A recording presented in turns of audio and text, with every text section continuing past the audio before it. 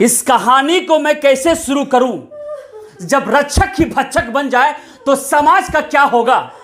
ये जो तस्वीर देख रहे हैं, इनकी बेटी 30 वर्षीय चांदनी की मौत का पटकथा लिखा गया उसके जज पति के द्वारा। जी हां, आपने साफ सुना, जज जो समाज में भगवान कहलाते हैं, जो न्याय देते हैं, कानून के वो रक्षक होते हैं, जज। उसका नाम है प्रतीक सेल, जो पटना सिटी के कोर्ट जुडिशियल मजिस्ट्रेट के तौर पे वो काम कर रहा है। उसने अपने पत्नी के साथ बहुत ही घिनौना खेल किया है। तस्वीर जो देख रहे हैं ये जज है, इसका नाम प्रतीक सेल है। इसने 51 लाख रुपया दहेज मांगा था इस परिवार से। इस परिवार ने 22 लाख रुपया कैश दिया। उसके साथ साथ इस परिवार ने 18 लाख का 4 व्हीलर भी दिया।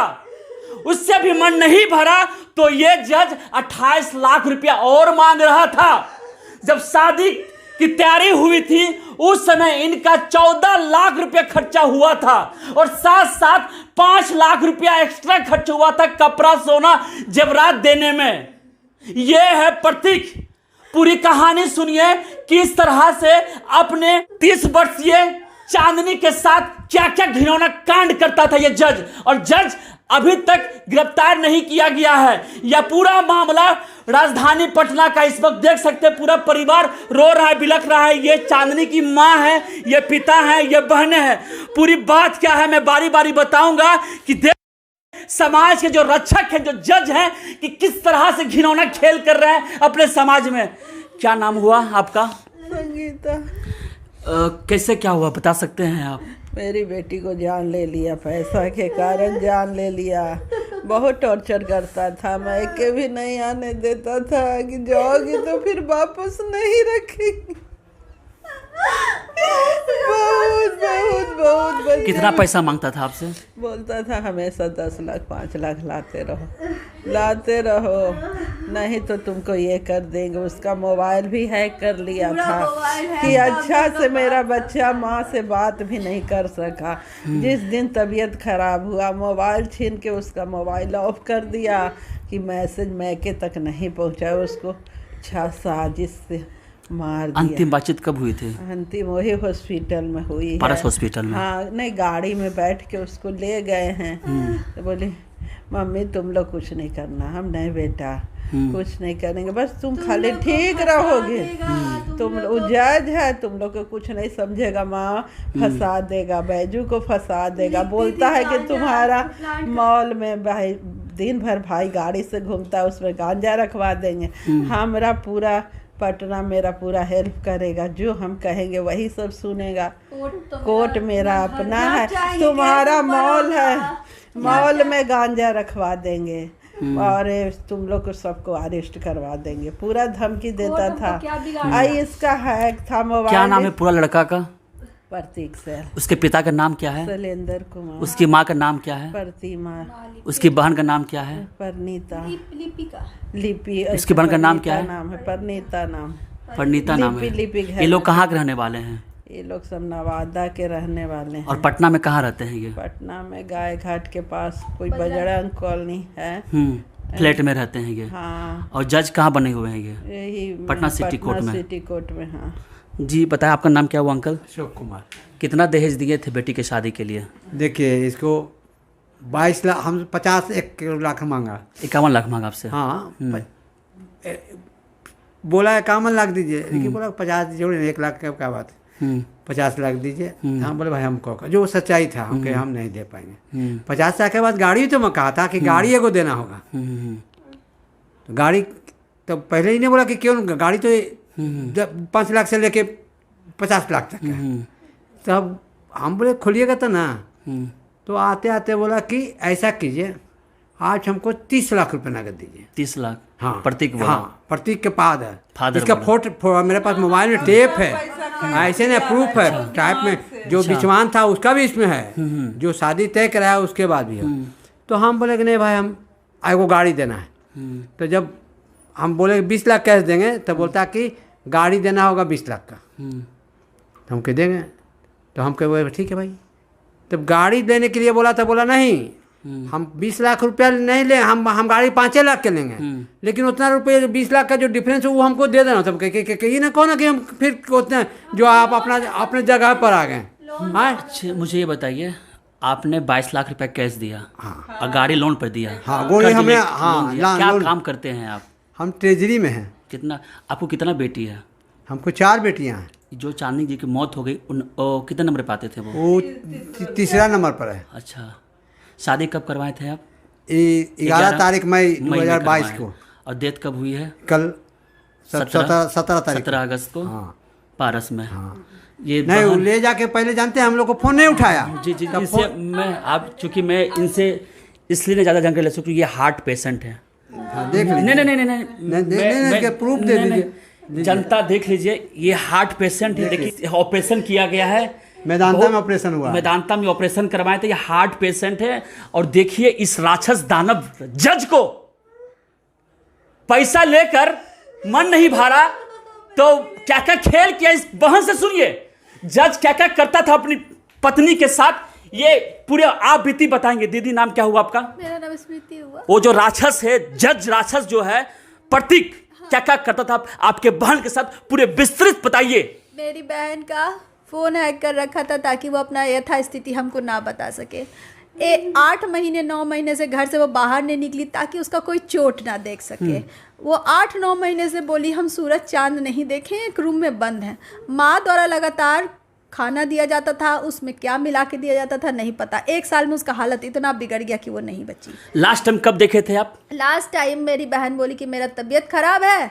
जो कहाँ मिली थी वो लास्ट टाइम आपको? लास्ट टाइम हमको मिली हॉस्पिटल में, यूनिवर्सल हॉस्पिटल। हाँ, यूनिवर्सल 15 अगस्त को एडमिट करवाया गया। 15 अगस्त को एडमिट कराया। दिन भर से मेरा बहन का एडमिट कौन करवाया था? उसका ससुर। मेरा मोबाइल ऑफ उस मेरी बहन का आया तो हम डर गए। उसका पति को पूछे तो पति बोला दवा खा के सोई हुई है, डिहाइड्रेशन था, इसीलिए हम उसका मोबाइल ऑफ किए हैं। पति ये बात बोला, पति बोला। हाँ, लेकिन उसका फोन जब ऑन नहीं हुआ हमको लगा मेरी बहन सुबह से फोन क्यों नहीं की। तो उसके ससुर पे फोन किया कि अंकल फोन ऑफ आ रहा है चांदनी का, तो चांदनी सीरियस है, वो एडमिट है। हमने क्या हुआ, डिहाइड्रेशन बोले थे प्रतीक, तो सीरियस क्यों हो गई? तो दवा दिए तो सीरियस हो गई। तो फिर हम लोग हॉस्पिटल गए। हॉस्पिटल भी हम लोग को सपोर्ट नहीं करा था, गोलमोल बात बुरा बोला, खाली वो बीपी लो है। डॉक्टर मिला हुआ था क्या प्रतीक? मिला हुआ था क्योंकि उसके फैमिली में हॉस्पिटल में पहचान था। अच्छा, फैमिली हॉस्पिटल हाँ, है। फैमिली हॉस्पिटल है। तो बोला कि बीपी लो है, रात में छुट्टी दे देंगे। लेकिन हमको साइड में एक जूनियर डॉक्टर बुलाया जो डर डर के कि बहुत सीरियस है आपकी बहन। जब एडमिट हुई थी तो बीपी 0 था, पल्स 17 था, तो ऑक्सीजन दिए। तो मेरी बहन ऑक्सीजन का हटाई और हमको बोली कि मेरा तबीयत बहुत खराब है, हमको पेट में बहुत दर्द है। जब हम हाथ पैर बहुत जोड़े हैं तो प्रतीक बोला कि हॉस्पिटल मत ले जाओ, फंस जाओगी। तो इसकी माँ बोली कि घर में नहीं मरने दो, हॉस्पिटल ले जाओ। तो इसके माँ के कहने पे हॉस्पिटल में एडमिट किया गया सास के द्वारा। तो सास के द्वारा जब वहाँ एडमिट किया गया तो मेरी बहन इतना बोली, लेकिन मेरी बहन कॉन्शियस नहीं थी। तो हम महिला थाना को फ़ोन किए, लोग छुट्टी नहीं दे रहा था कि जब ठीक है तो हम छुट्टी क्यों देंगे।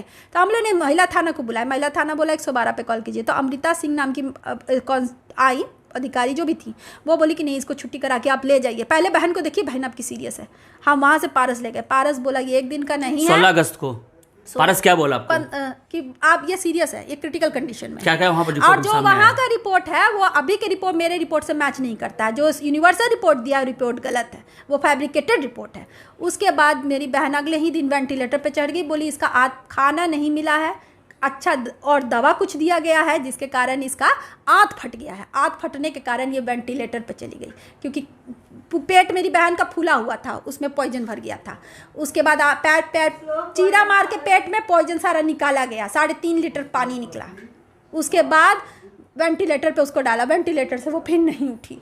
वो आखिरी बात था।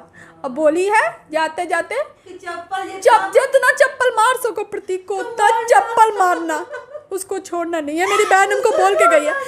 हॉस्पिटल का कोई उसका परिवार नहीं आया तो मेरा परिवार ही फ़ोन किया कि पति क्यों गायब है, पति क्यों भागा, क्योंकि उसको तो पता था क्राइम किया है तो वो भागा हुआ था। बहुत देखिए, बात ही नहीं है कि एक बेटी के साथ हुआ है, दहेज को लेकर हुआ है। बिहार में दहेज अभी भी चल रहा है। नीतीश कुमार का प्लान है ना, बाल विवाह नहीं, दहेज नहीं, शराबबंदी नहीं, दहेज का ये हाल है। दूसरी बात, वो न्याय के पद पे बैठा हुआ है, जुडिशियल मजिस्ट्रेट है। कल उसके पास फिर किसी बेटी का आएगा न्याय के पद पे, वो क्या ये प्रतीक साल किसी की बेटी के साथ क्या न्याय करेगा? जो दहेज लिया, फिर उसको मारा और उसको मार ही दिया, तो वो इतना बड़ा मुजरिम है और वो न्यायाधीश के पद पे कैसे बैठ सकता है? कैसे वो क्या? हाँ, फाइल मोटा करना है तो ऐसा को और रखो, वैसे वैसे कहीं बहाली करो कि न्याय के पद पर यही लोग हो कि कभी किसी बेटी को न्याय नहीं मिले, कभी किसी मुझे ये बताइए, पारस हॉस्पिटल में क्या अंतिम समय प्रतीक वहाँ आया था? हाँ। किसके साथ आया था? एक और डॉक्टर को लेकर आया था। क्या वो डॉक्टर पारस का था? नहीं, वो डॉक्टर पारस क्यों आया था प्रतीक उसको लेकर? और वो उसको एडमिट नहीं, अंदर घुसने नहीं दे रहा था पारस, तो बोला हम मजिस्ट्रेट हैं, नहीं जाने दिया, बोला मजिस्ट्रेट है और इनके पति है, तब पारस वाला अलाउ किया। बाहर का एक डॉक्टर लेकर आया था, वेंटिलेटर पे थी। तो शक किस पे जा रहा है आपको?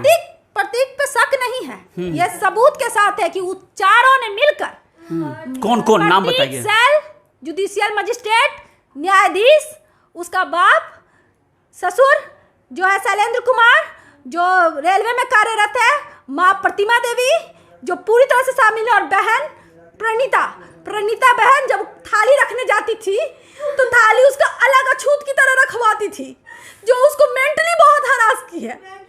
एक लड़की होके एक लड़की को मेंटली बहुत हरास की है। हमको न्याय चाहिए, न्यायाधीश के पद पे हम उसको नहीं देख सकते। शादी का महज 1 साल ही हुआ, ये एक अरेंज शादी थी, उसके बाद ये खेल हुआ है। कहीं से इन्होंने कमी नहीं छोड़ा था प्रतीक के आवोभगत में, जो हो सका इन्होंने किया। लेकिन फिर शादी के बाद क्या प्रतीक का किसी के साथ चक्कर भी था? हाँ, प्रतीक बात करता था लड़की लोग से। कैसे जानते थे आप? मेड बताई कि भाभी टेलीग्राम पे ना जो बात किया है ना, उसका रिकॉर्डिंग भेजती थी कि वो लड़की से हर समय बात करते रहता है, 24 घंटा बात करता है, तो टेलीग्राम को वो रिकॉर्डिंग ऑन करके रख देती थी।